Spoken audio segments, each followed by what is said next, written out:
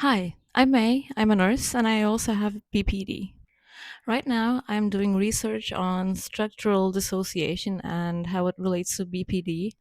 And if you're interested in that, I'm going to make a long form video on my YouTube channel. It's here. If you're interested in maybe checking it out in the near future, I hope so. Otherwise, I have the first chapter that I have scripted that I would like to share it with you. There are quite a few symptoms of BPD that could be traced back to structural dissociation, like intense emotions, impulsivity, recurrent suicidal and self harming behavior, feelings of emptiness, and inappropriate anger, and of course, dissociation. So, the theory of structural dissociation is that no one is born with a fully integrated personality. So, when we are newborn and up to the ages of 6 to 9, children operate off of different unintegrated ego states, which are based off of different needs of the baby or a child, like feeding, attachment to a caregiver, and exploration. So, like I said, until the ages of 6 to 9, these unintegrated ego states that are based off of different needs of the child, like I said, start to integrate into one coherent and cohesive personality.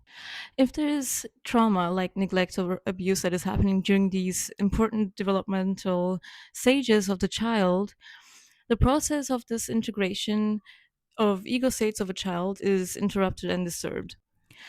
Due to the conflicting and neglected needs of a child or other trauma, learned unproductive behavior and responses to said trauma, these ego states are unable to merge into one and stay in their unintegrated parts called the ANP, apparently normal part, and the EP, the emotional part. So once they are not fully integrated, the AMP is responsible for day-to-day life and is held separately from the EP, the emotional part, as to not overwhelm the apparently normal part with memories of trauma, neglect.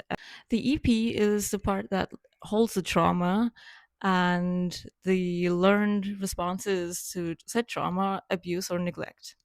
These parts come out when triggered and holds the body's memories and responses triggers like fight, flight, freeze, fawn, flop, and friend. These parts cannot merge if the parenting style is very unorganized, inconsistent, and neglectful. Loving 1 second and then abusive and neglectful the next second, the child cannot start forming a healthy attachment style to the primary or secondary caregiver, and thus will form a disorganized attachment style. The amount of ANPs and EPs the child develops is based off of the trauma. What kind, how many, the complexity, and the duration of the trauma that the child has endured. If there is only one EP separate from the ANP, it is called the primary structural dissociation. Examples of the primary structural dissociation would be PTSD and simple dissociative disorders. When there are multiple separate EPs, separate from the ANP, that is called the secondary structural dissociation. Examples for that would be CPTSD and OSDD, and BPD would also fall into this category. And if there are multiple ANPs and EPs, that would be called the tertiary structural dissociation.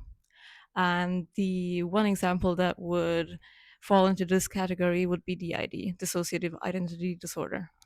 This is the first chapter of my long form video, and if you're interested in the other chapters, I would also post them here in separate videos, but I am trying to work on the long form video. I'm sorry for not posting consistently. I have been dealing with a lot of health issues. I've got a thrombosis, which I can also do a video on. That's very interesting. And the health issues that come with thrombosis. And I'm also going to school and work, so it has been a very busy week. But yeah, drop a comment down below if you want to see one of the next chapters. And have a nice day. Bye.